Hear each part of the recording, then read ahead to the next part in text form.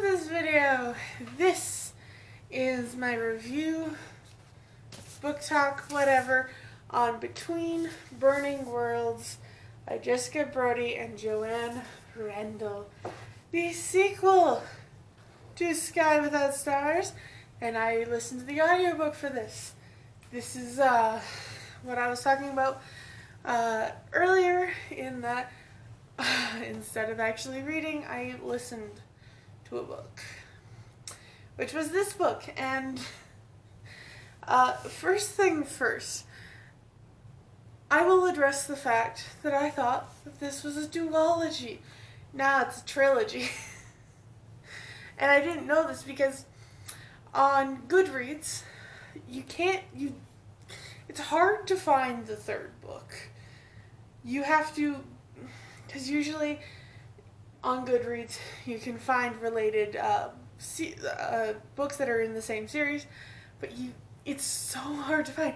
I didn't know what it was called up until I went into that section of System Divine and found the trilogy box set version that's in Goodreads. That is where I found out, oh, there is a third book. And oh, it got released in like fall 2021. What? So I don't have that book. I will buy it eventually, but like it took me a while and for me to get sick to read or listen to Between Burning Worlds. It's gonna take me a hot minute to get the third book, Suns Will Rise. Now I also know there's a novella called The Thief. I might read it, might not. I'm not sure. Let me know in the comments below if I should. So, yeah, Between Burning Worlds. Let's just get straight into it. I got a lot to cover. These books are so goddamn big, and so much happened in this one. Like, Sky Without Stars, it's not a whole lot happened to like Alouette or even Shatine.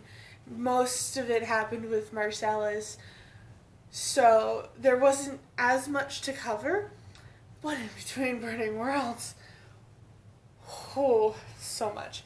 So let's start how we normally start, by talking about our main cast of characters. And we're going to talk about Shatine first, who is on Bastille, our prison moon of Le Terre. And oh my god, she's not on Bastille for very long. And I'm kind of glad for that, because Bastille's living conditions is so awful. And I get it's a prison, but like, and this book is loosely based off of Les Mis, which happened during the French Revolution, and all of that stuff. But like, why is it that bad? You know, and I'm not even gonna get into it. But Shatine goes through so much growth in this book. Like, I feel like Shatine's character development has the best and the most drastic character development. She learns to accept herself. She learns to not be her parents, not be a thief, a criminal. When she gets rescued from Bastille, because the Vanguard is breaking Citizen Rousseau out, and then fucking Le Terre military decides, I'm going to just bomb the fucking place, make sure they can't get rid of Citizen Rousseau out. but they get help from defectors who, as you guessed it, are actually managing to hide from the Minister. Shatine gets rescued because she gets shrapnel into her leg and she would have died if it weren't for Etienne, our young, handsome, beautiful defector pilot man. I love Etienne a lot, and we're gonna get back to him in a second, but Shatine, there's so much development because she learns so much about a life that she could live with the defectives, of course, and with Etienne, but like it's so beautiful. Of course, she does end up going back and helping Marcellus, Alouette, Cerise, and I think that's it. Yeah. Going off into and trying to stop the Minister. Well, stop the general. She goes back to it, but I think it's mostly because she feels like she has to. And you know what? She ends up being reunited with Roche, who she learns just before being blown to bits with shrapnel is her brother. And she thought for most of the book he was dead. But he's not. And Henri is alive and fine and well. And I'm so glad. But she still needs to tell him who she is to him, who he is to her, and and I love every bit of it, and God, breathe. So let's quickly just get back to Etienne. Etienne, I don't think we're done with him, since there is another book. I don't think we're done with him. And I have had so many conflicts with this book, because the first book I really shipped Marcellus and Shatine. I really shipped them. I did. And I still do, however, Etienne and Shatine, I'm really into that as well. Etienne's so protective, so I really want to see him again in the next book. I do. If only because then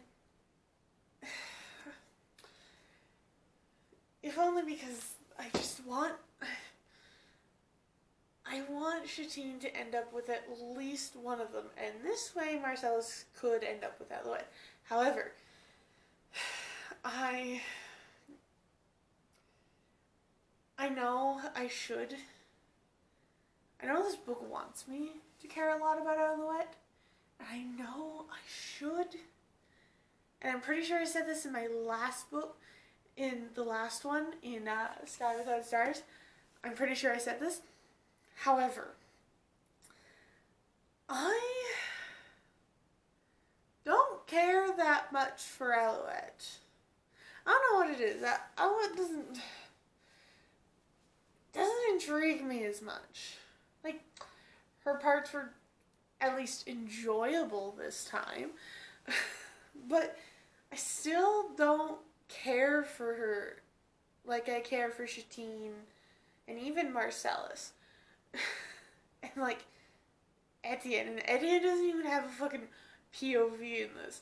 Like, every time it turns to Alouette, I just want it to be over. I don't know why. And Alouette, she has an interesting arc in this book. She goes from not knowing anything about her past to knowing where she comes from. At the end of the book, we find out, hey, yeah, so you're actually a direct descendant of the royal bloodline. Also, that's a twist I saw coming from a mile away. Just saying. But, like, Alouette, no, I don't know what it is, but I just don't feel as much of an attachment to her as I have to Shatine and Marcellus. And even Etienne. And Etienne, we just found out about this book. And I think I care more about Cerise even than fucking Alouette. I should care more about Alouette, but I don't.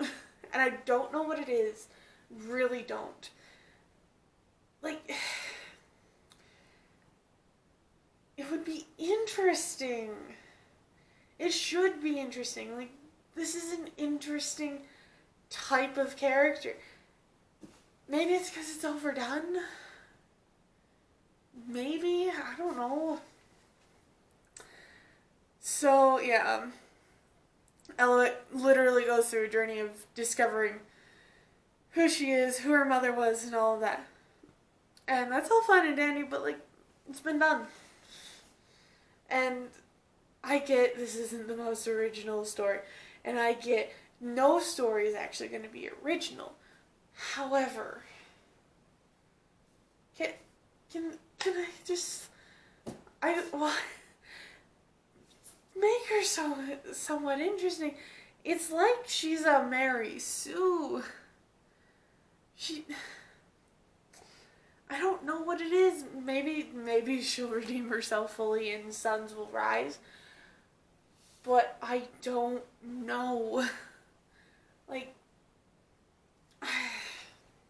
I'm just frustrated that Alouette does not, like, I don't feel much for her, and that's frustrating to me because I usually like most characters in a book, and I'm fully on board with a lot of characters, but, like, I don't care about Alouette.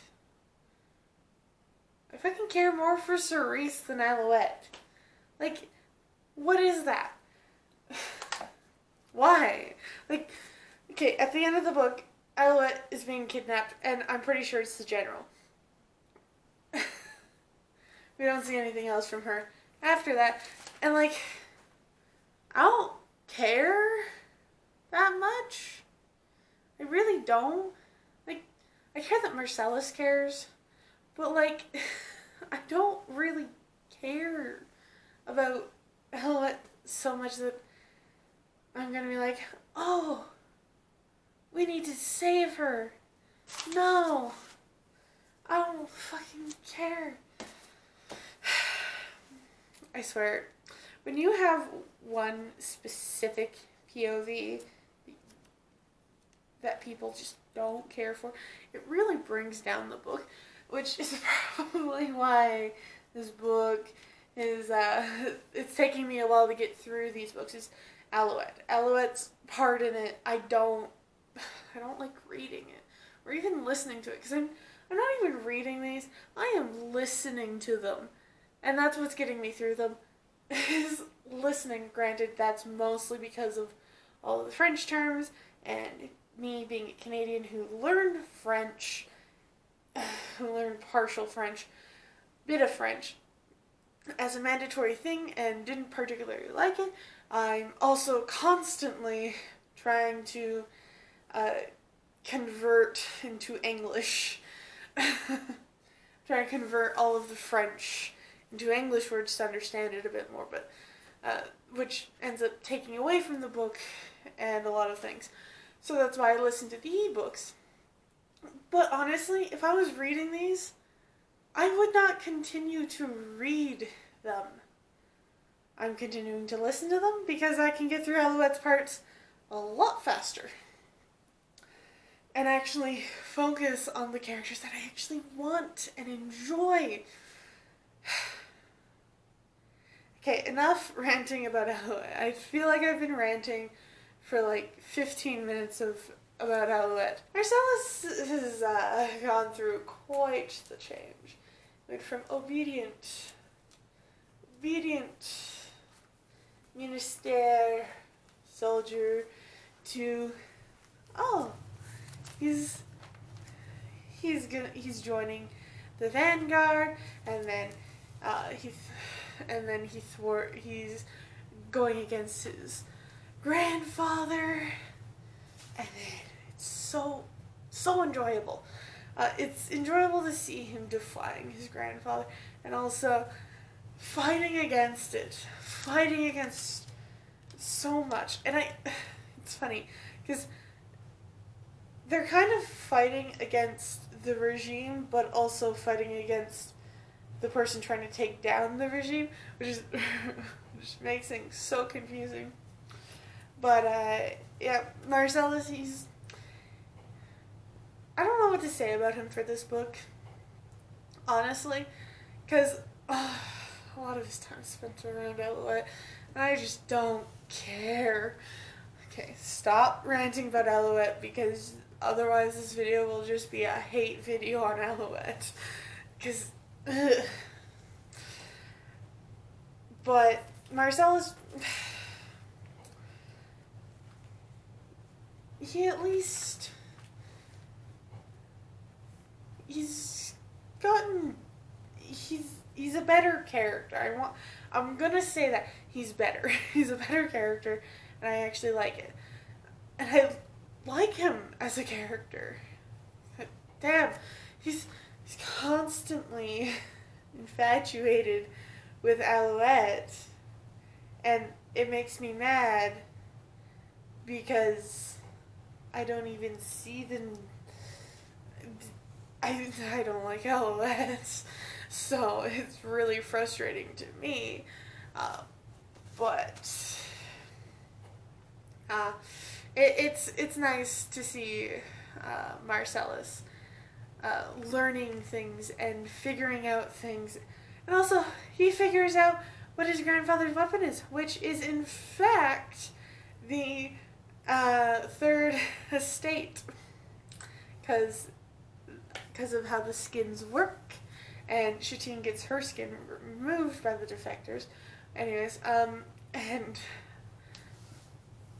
fucking General Montfaucon, his plan is to use the third estaters to kill the patriarch, which will make it look like a revolution so that he can take control. And honestly, solid plan by the general, but really brutal and awful and kind of scary. Let's talk about Cerise. Cerise, she is from the second estate, and her father is the guy that finds people to turn into cyborgs. I think it's cyborgs. It's been a couple weeks since I read the book, listened to the book. Turns him into cyborgs, and he wants to turn his own daughter into one. Like, oh my god. And cyborgs become basically emotionless. And Cerise, I just love how Cerise is constantly saying she's an expert hacker. Now, she's really good. She is an expert hacker. But the way it's said on the audiobook is so fucking funny, because it's like your typical rich girl who's supposed to act dumb is just like, I am an expert hacker. And you kind of don't believe her at first until she actually shows. And that's kind of what I thought, because I thought she was just being this fucking rich girl who didn't actually know what she was talking about. But no, she's actually really smart. She is good at hacking, and she plays dumb so her father won't turn her into a cyborg, but of course he sees right past that. And at the end of the book, she's being taken in for her procedure to become one, and I don't want her to be. Again, I care more about Cerise, who I fucking just met in this book, than I do Alouette. Right. Mabel dies in this book. She dies saving Citizen Rousseau. Didn't really care about Mabel that much, but like, it hurt Marcellus, so kind of hurt me. But not as much. Mabel dies, and then Marcellus has to deal with that grief. And it's fine and dandy. But, like, her death didn't hit that hard. I don't know. I think it's just these books. And the writing. I don't know what it is. I don't get super attached to certain characters. Like, I'm mostly attached to Chatine and Etienne. Like, I'm not even super attached to Marcellus, but I'm attached enough. And Alouette, I just don't really like. Please, someone tell me in the comments below if you like Alouette. And if you do, tell me why. Please, I need to know. Oh, I have the hiccups for no reason. Okay, let's do this now. Chatine's parents ended up in the defector camp. And Chatine's standing up to her parents. Oh my god. That's why I say Chatine has the best and most character growth. She learns to stand up to her parents, even in grief because of her brother, who she thinks is dead. And Etienne, he hears the entire conversation. Oh my god. He helps her get rid of her parents. Wordlessly, too. It's fucking amazing. This is why I care about these two characters, and I swear, Chatine is literally the only thing that's keeping this book series alive right now. It's just Chatine. Maybe tiny bit of Marcellus, but mostly Chatine. Also, let me just say, okay, so Marcellus, Alouette, Cerise, and Gabriel, who I'm not really going to talk about because I don't know what to say about Gabriel, but they all go to Albion to find out what weapon the general's building. What weapon the Albions are building for the general based on some sort of deal that was made. And so they went there, and then on their way back, they end up crashing into a satellite because they go into some sort of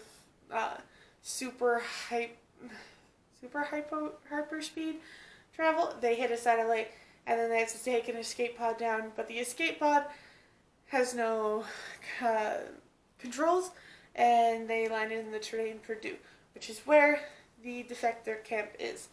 And so Chatine is learning to fly Etienne's ship, and then Chatine spots them, and then she goes to help despite Etienne's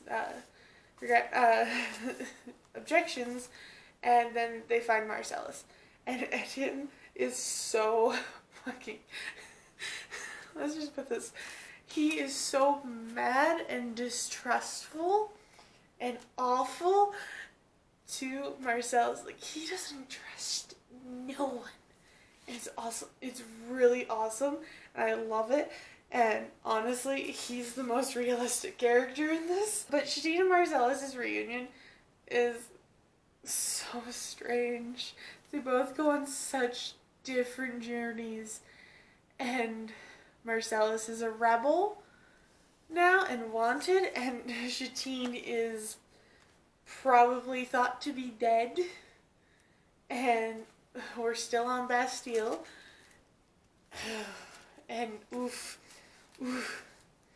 Granted, I love the fact that Marcellus is constantly checking for Shatine's status, even though it wouldn't be able to be found because her skin was removed. But I like that moment, that tiny bit of just like caring. And that is when they learn of the Patriarch's announcement that there will be 50 winners of the, what the fuck is it called? I don't know, but 50 people that get brought from the third estate up to the second estate, and that is when the general will end up using his weapon. Shatine, Alouette, Gabriel is hurt, so he stays at the defector camp. So Shatine, Alouette, Cerise, and Marcellus all go to this banquet thing to celebrate and also to try and stop the general's plan. Because they have the thing that will negate the skin sort of doing the thing where everyone will become batshit crazy and start killing everyone. And they end up going to Cerise's home to get ready for this party. Oh my god. I couldn't help but laugh. There were a lot of places that I laughed, and most of them were with Shatine. Actually, all of them were with Shatine. So, the closet scene between Cerise and Shatine over a dress was fucking great. I feel much toward Shatine because I don't particularly like dresses either. They're hard to move in. They're hard to, especially long dresses. They're hard to move in. And like you can't fight easily in them. And it's just awful.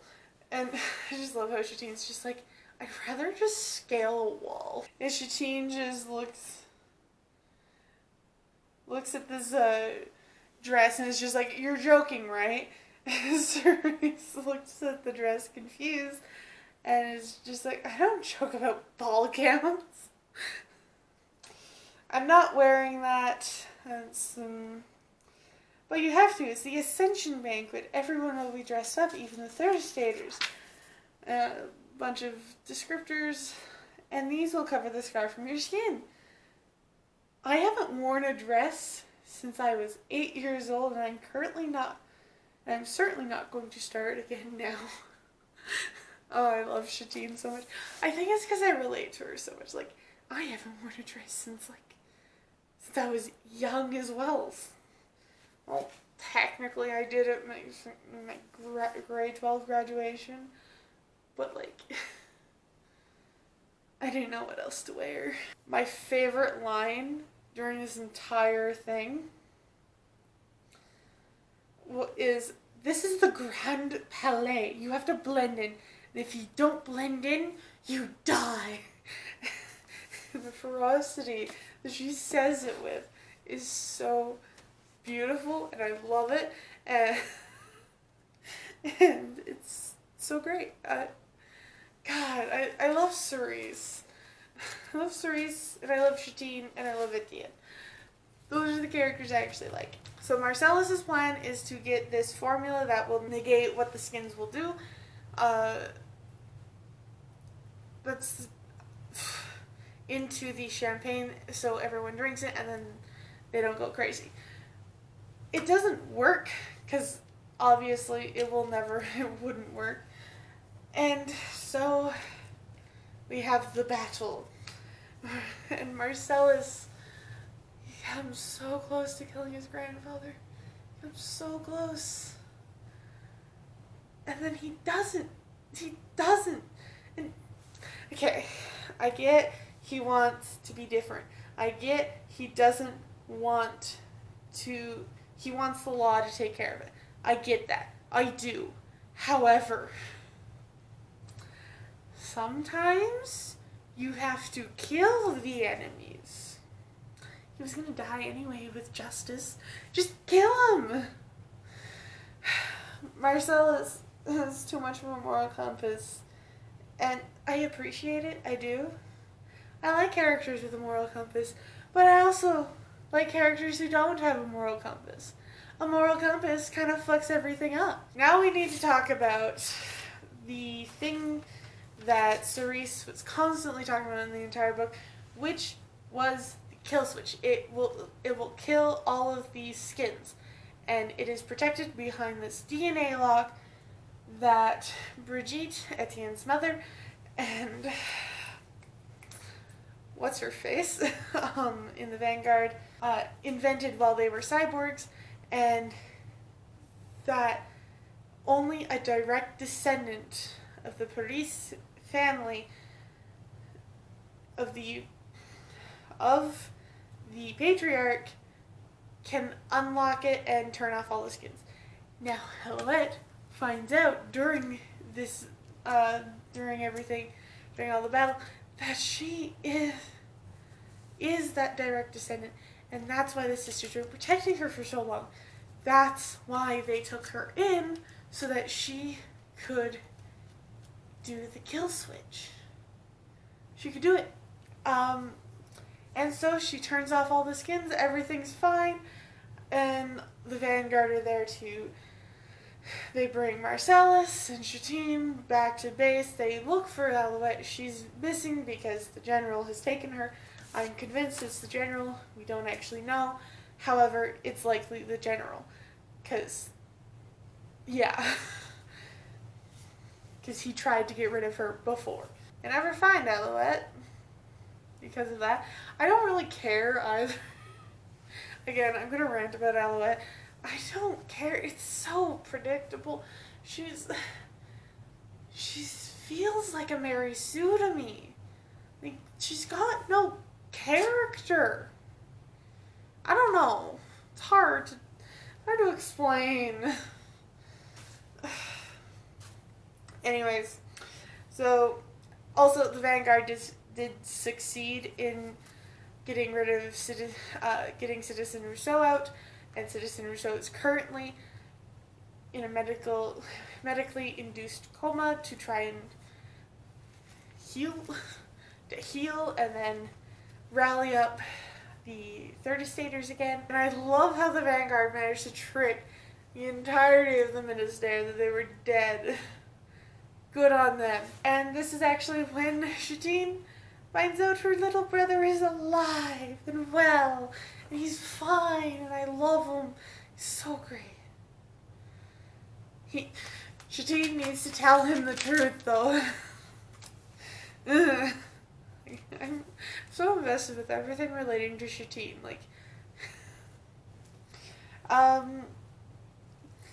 now I need to address the Red Scar. Now, the Red Scar popped up once the Vanguard was thought to be dead, and it's led by the nanny, that was killed in place of the general because the general framed her for killing the premier enfant, and so her sister and brother are her sister leads the Red Scar. Her brother kind of is just there as protection, I guess. And the Red Scar is just people trying to fight against the regime, except a little more violent than the Vanguard. And so at some point, while they are on Albion, around Albion at least, on their way back from Albion, Joel Ross Epernay, which is, what is her fucking name? I don't know. Who is deceased nanny,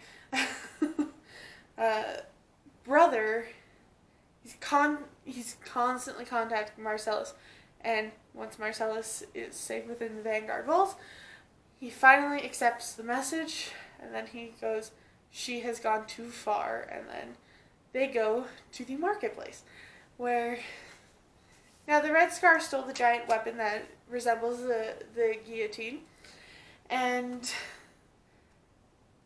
she managed to kidnap the patriarch. And using this guillotine, this futuristic guillotine,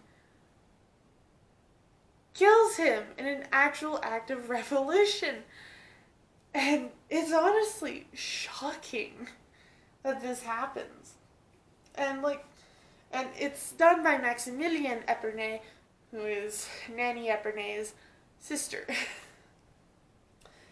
So she kills the patriarch after all of that work trying to save the dude. He dies anyway.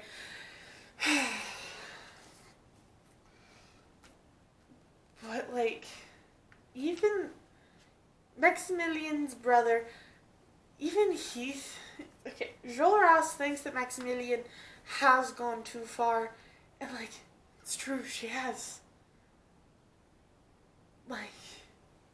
What are you gonna do now? Now it's fucking, revolution is messy. That's basically how the book ends. Is the patriarch gets his head lopped off by a futuristic guillotine. Oof. And we have no idea what happened to Alouette. We have no idea of anything except that Cerise is also going to become a cyborg because her father's a fucking asshole. And Etienne is none too happy with Chatine because she left. I want to strangle Etienne. I would love to strangle him. However, I know that will not solve anything, so he stays not strangled. I'm going to try and remember to give books ratings. So, yeah, I don't know if I gave Sky Without Stars a rating, but Sky Without Stars was like a 3 out of 5. It was fine, but Between Burning Worlds, 3 out of 5. I'm taking 2 stars down because I really only care about Chatine. I do. I only care about Chatine and her story. I don't care much about Marcellus, and I fucking don't care at all for Alouette. So, yeah, 3 out of 5. I'm gonna continue to rant about, if it was just one POV of 3, it would be fine.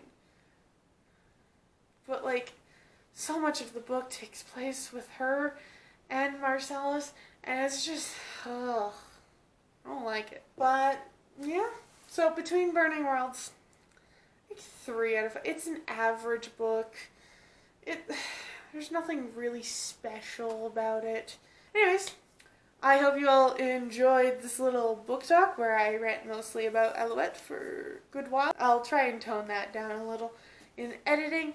And yeah, so if you like the video, give it a like. If you want to see more content from me, hit that subscribe button and ring that notification bell so you get notified when I post new videos.